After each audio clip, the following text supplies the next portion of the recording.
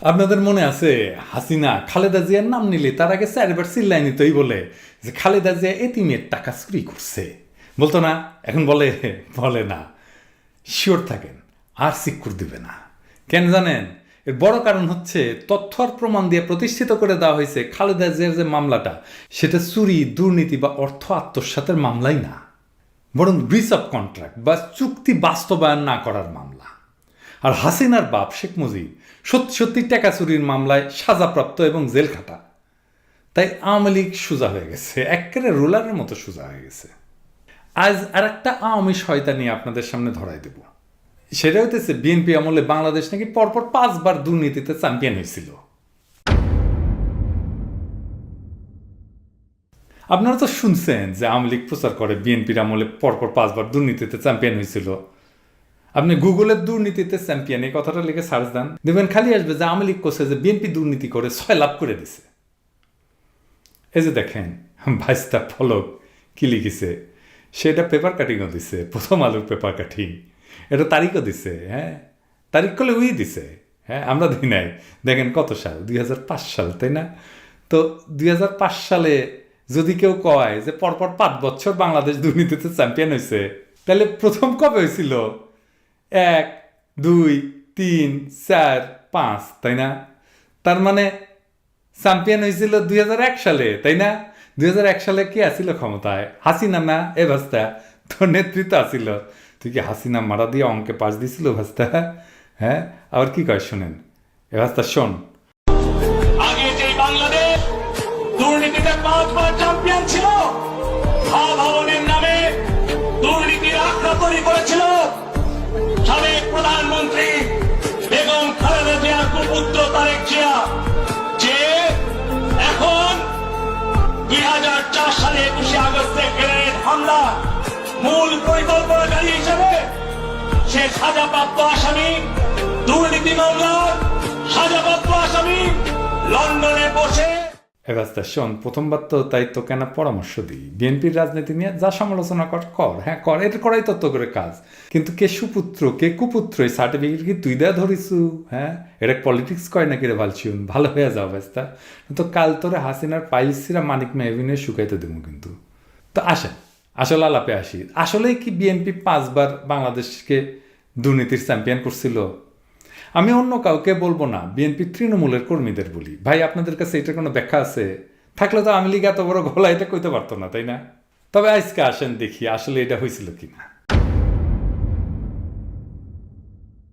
আগে যেমন দেখলাম বাংলাদেশ প্রথম দুর্নীতিতে চ্যাম্পিয়ন হয় 2001 সালের 15 অক্টোবর, যেদিন ট্রান্সপারেন্সি ইন্টারন্যাশনাল তাদের গ্লোবাল করাপশন রিপোর্ট 2001 প্রকাশ করে।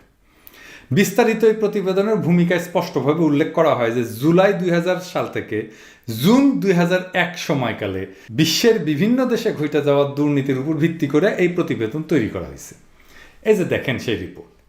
খালেদা জিয়া ক্ষমতা নেন 2001 সালের 10ই অক্টোবর, মানে কোনোভাবেই খালেদা জিয়ার সরকার এই প্রথমবার দুর্নীতির চ্যাম্পিয়ন হওয়ার সাথে যুক্ত না। 2001 সালের জুলাই থেকে 2001 সালের জুন মাস ছিল শেখ হাসিনার নেতৃত্বাধীন তৎকালীন আওয়ামী লীগ সরকারের শেষ বাজেট বর্ষ। এই সময়টার পুরোটাই আওয়ামী লীগ ক্ষমতায় ছিল দেশে।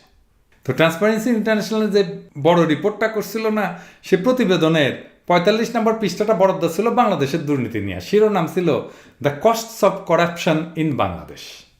এই প্রতিবেদনে দাবি করা হয় যে বাংলাদেশে 1999 সালে শুধু দুর্নীতির কারণে প্রায় 50% বিদেশি বিনিয়োগ হাতছাড়া হয়ে গেছে। 99 সালে কে ছিল ক্ষমতায়? হাসিনা তো। এবং প্রত্যেক বছর বাংলাদেশের দুর্নীতিগ্রস্ত বন্দরের কারণে 1.1 বিলিয়ন মার্কিন ডলারের ক্ষতি হয় অর্থনীতির। এই ছাড়া কোনো নাগরিক সুবিধায় ঘুষ ছাড়া পাওয়া যায় না, এবং দেশের বিচার ব্যবস্থা এবং পুলিশের উপর সাধারণ মানুষের কোনো আস্থা নাই। পাশাপাশি দেশের শিক্ষা ব্যবস্থার অবস্থাও শোচনীয়। সব কিছু ওই রিপোর্টেই উল্লেখ করা ছিল। তো প্রশ্ন আসছে যে বাংলাদেশ 2001 সালের আগে কি দুর্নীতি ছিল না? থাকলে এর আগে বাংলাদেশের অবস্থান কেমন ছিল এই তালিকায়?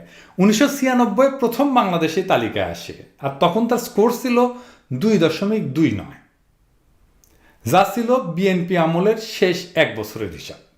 এটা ভালো নাকি খারাপ 2.29? এটা বোঝার জন্য আমার আরেকটু পরের স্কোর দেখতে হবে, আর স্কোরিংটা কিভাবে হয় সেটা একটু দেখতে হবে। ট্রান্সপারেন্সি ইন্টারন্যাশনালের এই দুর্নীতির ধারণার যে সূচকটা মূলত বিভিন্ন আন্তর্জাতিক প্রতিষ্ঠান যেমন দ্য ইকোনমিস্ট ইন্টেলিজেন্স ইউনিট, বিশ্ব ব্যাংক, প্রাইস ওয়াটার হাউস, কুপার্সের মতো সংস্থাগুলো পরিচালিত বিভিন্ন দুর্নীতি সংক্রান্ত সূচকের উপর ভিত্তি করে তৈরি করা হয়। টিআইবি যদি কোনো দেশকে ওই দুর্নীতির ধারণার সূচকে তালিকাভুক্ত করে, তাদের নামটা আনে, তাহলে ওই দেশে অন্তত 3টা গ্রহণযোগ্য প্রতিষ্ঠান, যেগুলোর নাম আগে বললাম আর কি, তার জরিপের ফলাফল থাকতে হবে। আর এই স্কোর যত কম হবে দুর্নীতির মাত্রা তত বেশি। 2000-2001 সাল মানে যেটা হাসিনার প্রথম আমল, দুর্নীতির ধারণা সূচকে বাংলাদেশের স্কোর ছিল তখনকার স্কেলে 0.4। এটা এখনকার স্কেলে এটাকে 10 দিয়ে গুণ করতে হবে, মাত্র 4। তাহলে 96 সালে 2.29, তার 5 গুণের বেশি ভালো অবস্থা ছিল 96 সালে খালেদা জিয়ার আমলে। 2001, এটাকে উল্টাভাবে বললে 2001 সালে 2096 সালের চাইতে 5 গুণের বেশি দুর্নীতি হয়েছে বাংলাদেশে। এবং টিআইবির দুর্নীতির ধারণা সূচকের ইতিহাসে পৃথিবীর কোনো সরকার এত খারাপ করেনি, এই যে স্যার কোনো সরকার ছিল না, এখনো পর্যন্ত নাই। এমনকি বাংলাদেশের পরপর চ্যাম্পিয়ন হইলেও সেই সময়ের মতো অত খারাপ স্কোর আসেনি। তার মানে হাসিনা সরকার দুনিয়ার সেরা দুর্নীতিবাজ সরকার ছিল, যার রেকর্ড আজ পর্যন্ত কেউ ভাঙতে পারে নাই। ভাবেন তাইলে হাসিনার তার লেসপেন্সাররা বিএনপিকে কি অপবাদ দিয়ে আসছে। তারপরে তো খালেদা জিয়া ক্ষমতা নিল, তারপরে কি হইল? এডিটর সাহেব, আপনি একটা গ্রাফ করে দেখাবেন, হ্যাঁ, বছরের পর বছর কিভাবে দুর্নীতি কমছে। ওই 2001 সাল থেকে শুরু করবেন, হ্যাঁ, ওই যে 2001 সালে যে 4 স্কোর থেকে করেন, গ্রাফ দেন, 4 অ্যানিমেট করে দেখাবেন। আপনাদের মনে আছে না যে স্কোর বাড়লে দুর্নীতি কমে, স্কোর কমলে দুর্নীতি বাড়ে। 2001-2 সালে বাংলাদেশের স্কোর বাইরা, মানে যখন বিএনপি ক্ষমতা নিল, এটা হয় 1.2, যা বর্তমান স্কেলে 12, 10 দিয়ে গুণ করতে হবে। 2003 সালে এটা 1.3, বর্তমান স্কেলে 13, মানে বাড়তেছে, কিন্তু তার মানে দুর্নীতি কমতেছে। তারপরের বছর মানে 2004 সালে এটা আসে 1.5, তার মানে বাড়তেছে সূচক, তার মানে দুর্নীতি কমতেছে। বর্তমান স্কেলে এটা 15। তারপরের বছর 2005-এ 1.7, তার মানে আরো বাড়তেছে, মানে দুর্নীতি আরো কমতেছে। 2006-এ 2, মানে এটা বর্তমান স্কেলে 20। 2007-এও এটা 2 থাকে। তার মানে খালেদা জিয়ার আমলেই সবচেয়ে দুর্নীতিগ্রস্ত দেশের তালিকা থেকে নাম কাটায় বাংলাদেশ। 163টা দেশের মধ্যে 156তম দেশ হয়। তাইলে হাসিনা 2001 সালে যে দুর্নীতিতে দুনিয়ার মধ্যে বিশ্ব রেকর্ড করছিল, সেটা থেকে টাইনা তুলল কে দেশটারে? বিএনপি তো। আর বিএনপির নামে আওয়ামী লীগ বলে দুর্নীতিতে চ্যাম্পিয়ন করছে পরপর 3 বার। এদের লজ্জাও নাই। নিজে করে ফাউল আর দোষ দেয় আর একজনের। কুত্তার সবচেয়ে জঘন্য একটা খাইসলত আছে, আওয়ামী লীগের সেই খাইসলতটা পুরোপুরি আছে। না, আবার ভাইবেন না যে আমি আওয়ামী লীগের পছন্দ করি না জন্য কুত্তার খাইসলতের সাথে তুলনা করতেছি। কুত্তা একটা অতি ভালো প্রাণী, আমার পছন্দের প্রাণী। আমার পালা কুত্তা ছিল। আমি মিরপুরে, মণিপুর, মোল্লাপাড়ায় থাকতাম। আমার বাসার আশপাশের সব রাস্তার কুকুরকে আমি প্রত্যেকদিন খাওয়াইতাম। কুত্তার অনেক ভালো গুণ আছে। সে প্রভুভক্ত, সে ভালো পাহারা দেয়, সঙ্গ দেয়, মালিকের সাথে ভাব বিনিময় করতে পারে। কিন্তু কুত্তার একটা অতি ফাউল খাইসলত আছে, কিন্তু যেটা আওয়ামী লীগের আছে। মানে সে কুত্তার ভালো গুণগুলো নিয়ে জঘন্য খাইসলতটা নিছে। আমার কুত্তা ছিল জন্যে আমি এটা জানি। কি সেটা জানেন? আসেন দেখি, মজার জিনিস আছে। কুত্তা যখন পাদে, খেয়াল করেছেন কি করে? সে কোনোভাবে স্বীকার করবে না সে পাদিছে।